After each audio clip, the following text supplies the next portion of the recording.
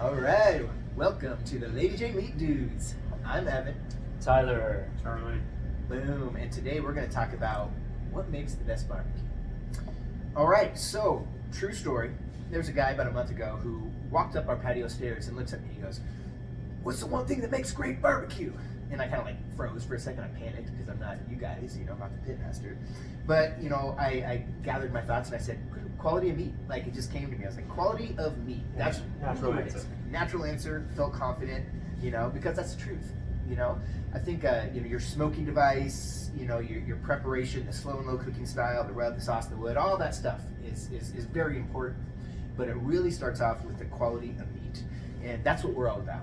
So let's talk about our path that really led us to where we are now from day one, and how COVID allowed us to kind of pivot and move us into what I think is the correct direction. Hopefully we all agree, and to be able to focus on the quality of meat. Absolutely. How's that sound?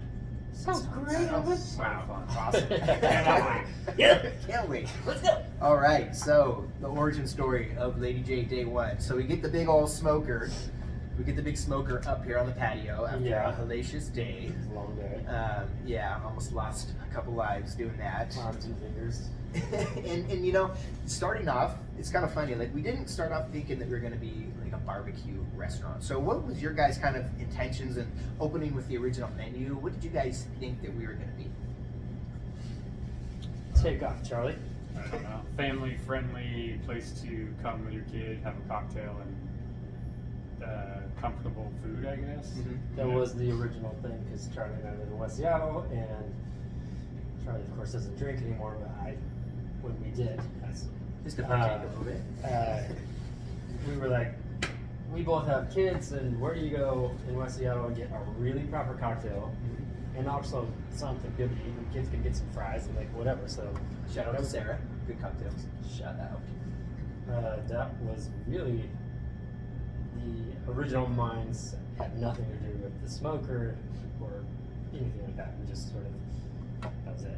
Well, what I appreciate about you guys, especially, is like how you're super efficient, the functionality, and the consistency of your food, right? And I think like opening, we all kind of thought, like we've been in restaurants for years, right? We've seen what people do great, we've seen what people do bad. But I think we kind of started off doing something that we thought was going to be super successful, very efficient, very functional. We don't want to be here all night doing all this stuff. We wanted to make it like the perfect restaurant. And I think in doing that, it was great, but it wasn't really our passion, And now, so we open, check it out, we open, and then boom, COVID hits, right? 6 months later, it hits.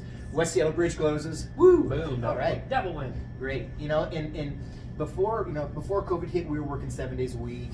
We're doing brunch, we're staying open late. We had tons of staff, and then we hit what really kind of changed the mindset was the first thing was that New Year's Day brunch.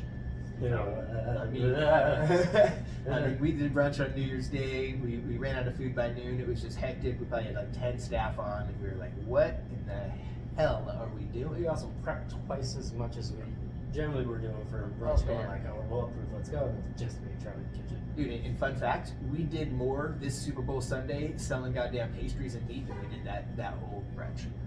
Is that fucking insane? Ugh. I know, like just makes me sick to my stomach, right?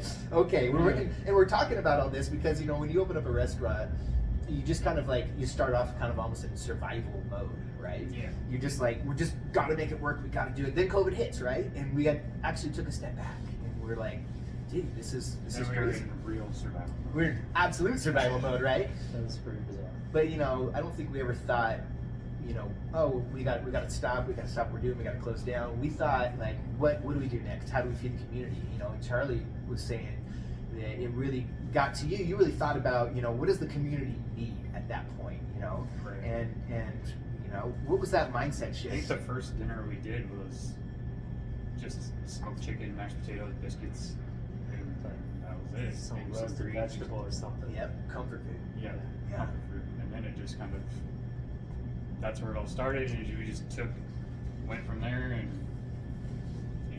now we're. Well, that's what the community wanted at that point, right? I mean, I think that's what they still want. That's what everybody that's wants. the There's a lot of reality. meat- there's a lot of dude. eaters out there. That's the A lot of comfort reality, right? Yeah. What we did to start off that COVID transition was a slap in the face. It made us really realize, like, whoa, this works. You know why? Because that's what everybody wants. Like, they want comfort, they want stuff that are recognizable. Sure, you go out to dinner for those fancy foods and food, special occasions every now and then, but the place that you want to eat all the time is like, oh, dude, I know what mashed potatoes and gravy are. This is the best mashed potatoes and gravy ever. These guys really do it. It's sort of like really opened our eyes to what we really need to get our community. Yeah, and it allowed us to experiment, right? So now we're throwing whole things, mussels on the smoker. We did fully utilizing it. We did one meal at night. Yeah, right. So every night. Every night. Every night, yeah. Yeah, every night was something different. And at that point you're experimenting. Some days are more popular than the others. You start riffing off of that. Yeah. Do you remember the bone and pork belly day? Oh, that and the prime rib too, right? Oh, the first prime rib day. Yeah. The prime rib, we knew kind of how long it was going to take, and we had an idea of how to execute that. And we were like, yeah, let's get these pork bellies, bone-in pork bellies. Sure, yeah, no big deal. Took forever. Oh man, we were stressing that night. Forever, yeah. We all the way up into sort of started. No, then we rested him on the patio, and the crow ate like a whole one. I didn't know we were divulging that information. The tinfoil. Oh, yeah. Great. Into the garbage. Yeah. Straight away. They were resting on During the fire COVID. pit. That was awesome. Charlie says, "You might want to go take a look at your pork bellies, chef." Man. What? Hey, Yeah. crows love that quality meat too. Solid. But like we said, it allowed us to actually come back and figure out what we want to do. Dabble in Wagyu beef, source the best quality meats, and I think things come together kind of when you start doing really what you love. And when I see you guys on the smoker smoking crazy unique things that are super high quality, it's pretty awesome. Like you guys look good doing it, you feel good, and I think the community enjoys it too. So let's talk about how we got into the quality meats, and that's how we met Preservation Meats, man, our dudes. Well, you think about the COVID conundrum, we'll call it. Mm-hmm. We stayed open. Yeah. A lot of places were done. Yeah. A lot of places closed for good. A lot of places shut down for 3 to 6 to 9 to whatever months until partial dining came back around. So what does that do for meat production, right? Charlie says it, like, dude, the cows don't stop growing, right? Yeah. The pigs don't stop eating. Exactly. Like, where's all that product gonna go? So us continuing to do what we do and be very successful at, our community, kind of getting however many meals we sold, we were able to work with C and Travis From Preservation. and Preservation, and they were sitting on tons of product. We're like, dude, what, you want to take this, and we would take anything off their hands that needed to get going, and we would experiment and have fun with it and figure it out. So that basically sort of solidified our relationship with them.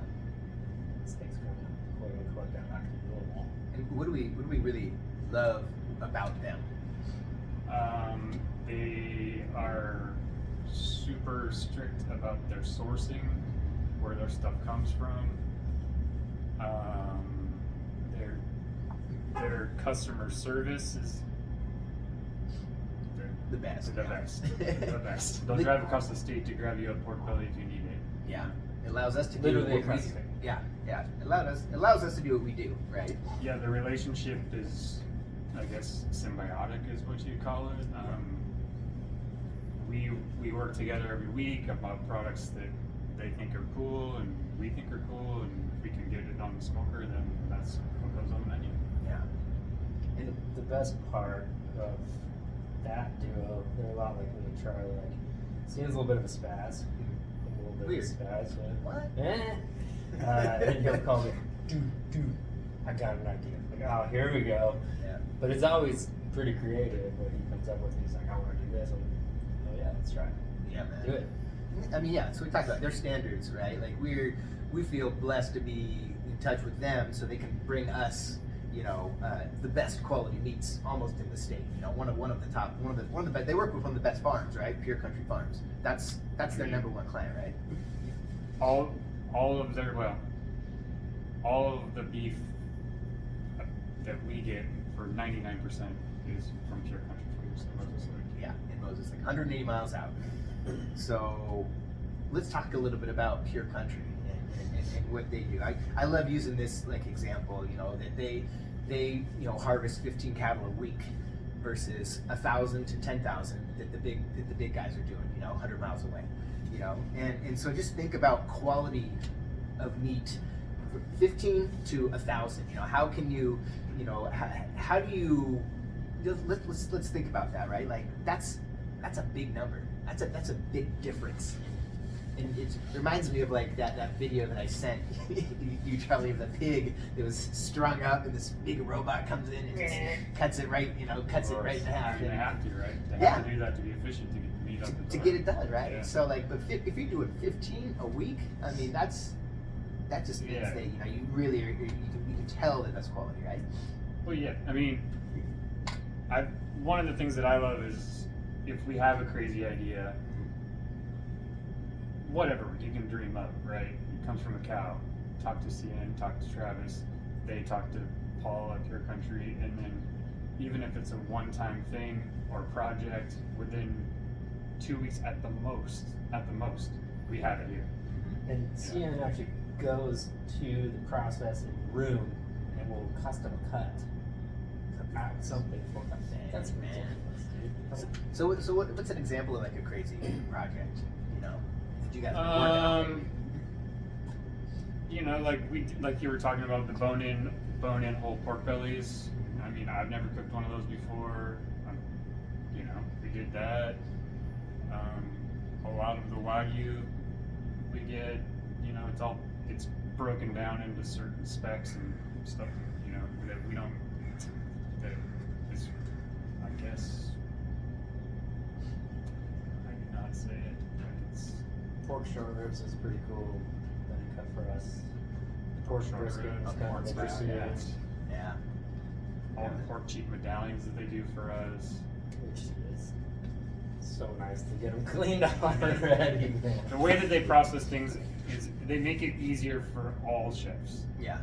Because they come from a restaurant like Cian and Travis come from restaurant backgrounds, right? So they want to give the chef the best product with the least amount of work, you know, to get it to a plate, right? So Yeah. I appreciate that. Yeah. We all do in kitchens. Oh, I don't doubt it. But you know, getting back to Pure Country Farms, you know, I guess what does it do to the cow when it's in a stressful environment? Because you're talking about 15 versus 1,000. You know, that's obviously a less stressful environment for the cow, right? Because when that happens, when you're being processed, 1,000 are being processed in a day, Sure. you're getting run through the mill, you're doing all that crud. There's stress on an animal is from excitement, fighting. Like you're talking about those big plants that bring in animals from different places and get them together in a pen. They're not pals. Yeah. They didn't grow up together.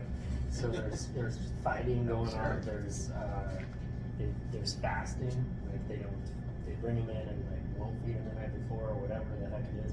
It's like all that stuff is awful to do, right? Yeah. So and the bottom line is to have your animal better than me. Totally.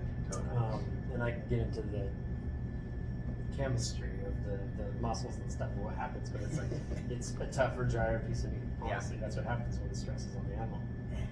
Well, what determines really quality of meat? Let's kind of talk about that. We talked about the farm, we talked about preservation. Let's get into like the 7 things that really determine the quality of meat. So the first one is obviously the breed of the animal. So what is our breed at Pure Country? Pure Country is Angus, British Baldy or English Baldy mix Okay. hybrid. Angus is the most popular cow in the United States. It's has a larger muscle composition. You know, it grows a little bit faster, I guess, for the consumer side of things. Okay. The European breed is kind of there for a deeper, richer meat flavor, I guess. Okay. Nice, dude. You can taste it. Sure can. Next one, man, is diet. So we got breed of the animal, we got the diet. So what do they get fed? They are on the pasture 95% of the time or so, and then they go to, I guess they're called open bunkers, small feed pens, Okay. where they're fed on the barley and the triticale and the non-GMO. Yeah. That The great. pasture ranges up to 10,000 acres. So I was asking questions of how you properly move the cattle, and they don't actually have to move them to just pretty much free roaming, happy critters out there. And there's 5,000 head at a time on 10,000 acres of pasture. So Okay. it's not. So they do put like feed, trough type things out in the pasture too. With that grain, With- that local grain. Yeah, so they slowly integrate that stuff into their diet, so when they do finish them, they're they're used to eating it. You know. Okay. Oh, that's nice, man. So about the age too. The age of the animal when it's slaughtered makes a big difference too. 22 to 24 months is our. Okay. Typical commercial beef is about 16 months. Oh, okay. So what does that they're do? growing faster Oh yeah. Okay. and bigger than the pure country. So the typical ones are growing faster. They're just pumping. Boom, boom, boom, boom. So it's Yeah. basically, I guess the way you can explain it is like if you're a bodybuilder and you're getting ready for a competition and you're just loading up on whatever it takes you to get huge and ripped. Yeah. That's what they're doing at commercial feedlots to get the meat to your table, right? Yeah. Pure country is kind of a slower, more gradual, more holistic approach to everything. Okay. And then why don't we get this question a lot too? Why don't we get veal? It's not Yeah. sustainable. I mean, Yeah. as a farmer, why would you sell a small cow when you can sell a bigger one? Good point. I mean, there's the same animal. It's going to be worth more money unless you can charge, Yeah, that's true. 5 times more per pound. What about the stress levels too? Okay, so let's talk about this breed, diet, age, now stress levels. That's a big factor in quality meat. We just kind of talked about that, but 15 versus 1,000. Do you think that the cows of pure country are as stressed as the feedlot next door? They're chilling. They're chilling, man. They're chilling. State of Washington, chilling. They have fun. I mean, even when they move them to be harvested, it's only 19 miles instead of across multiple states, wherever you got to do. So And they don't automatically go straight from the truck into the process. They Oh, Twenty- yeah. they get some acclimation time. Right? Don't they get like 24, 48 hours, something like that? Wow. Okay. I mean, So they get a chill out a little bit more once they take that truck ride. yeah.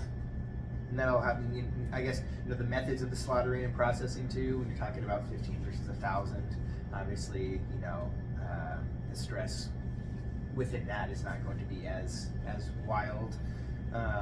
With about the aging process too. Let's talk about that. How long? 21-day whole carcass dry age. Okay. So right. yeah, 21, 18 to 21 days. Okay. But it just concentrates the meat. You lose moisture. It just tastes better. So it concentrates the meatiness, the dry aging. We've touched on it a little bit in the past, but we just lose the moisture content in intermuscular structure. Yeah. What's that doing is just condensing that protein. Yummy meat.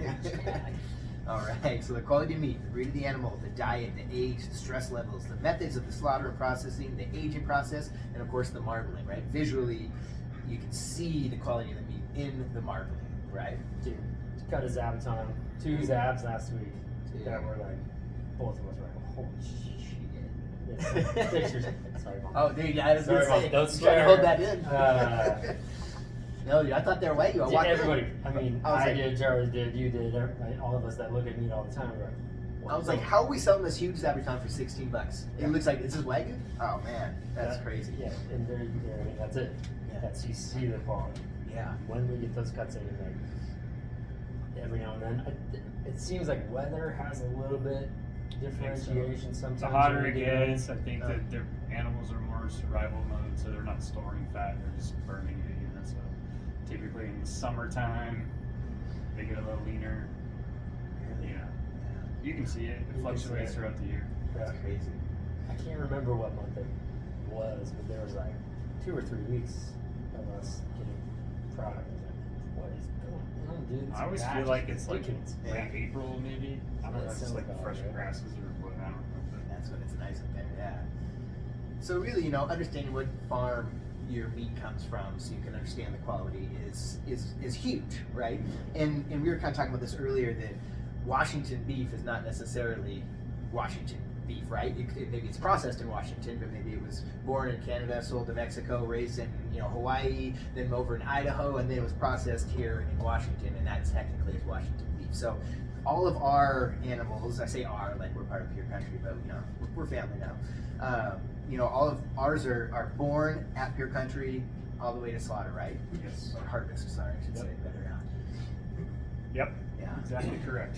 Yeah. So understanding, you know, the traceability, yeah, understanding that farm makes a huge difference. So I guess, you know, the question, you know, is, you know, how can you tell if your butcher shop or your restaurant that you like to go to has quality meat? Or what are some things that we can tell these guys to ask or look for? You know, for me, anywhere I go, restaurant, butcher shop, grocery store, doctor office, to me it's like, how clean is this place? Right? That Yeah, gets but- me every time. Yeah. But what are you looking for? Cleanliness, of course, like I just said, but asking your butcher those questions and seeing how honest they are about the answers. Like, Right. Where does your meat come from? This is Washington beef from. It's Yeah. great. Oh, it's local.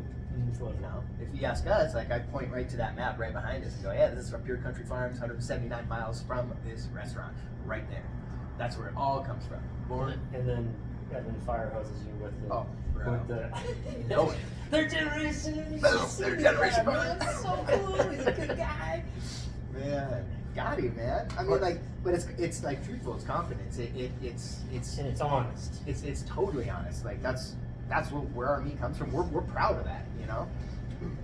And like you said, is that butcher or that, you know, server trying to serve you the most expensive cut, or are they trying to serve you something that, you know, They need is to get off the they- shelf. It's like, no, that New York's It's been a here for special. 4 days. It's like, give me the good buddies. special price, right? Yeah. So that's That's usually you know. 50, but for you. Man, so asking them, you know, the right questions and just seeing the feedback, right? Listen to the answers, yeah. I mean, yeah, and you can tell. You can look at the meat too. You know, obviously visually, you know, is it beautifully marbled? How long has it been there? You know, but for us, absolutely, that's the first thing I ask for. Where's your meat come from? Yep. Good deal. Absolutely. Well, you guys got any kind of finishing thoughts about quality of meat? Anything you need to get off your chest? Quality of meat. Quality. Don't. Little Kendrick Lamar. Oh, nice, man. Good little plug. So we feel good, man. Well, Happy animals, better meat. That's Yes. pretty much it. all right. Live for the happy guys. And we know that preservation finds the happy animals, and Pure Country has the happy animals. That is the Nice. Well, we're gonna sign it off here on the Lady J patio for the Lady J Meat Dudes. I am Evan. Tyler. Charlie. All right. Look for that quality of meat. We'll see you next time.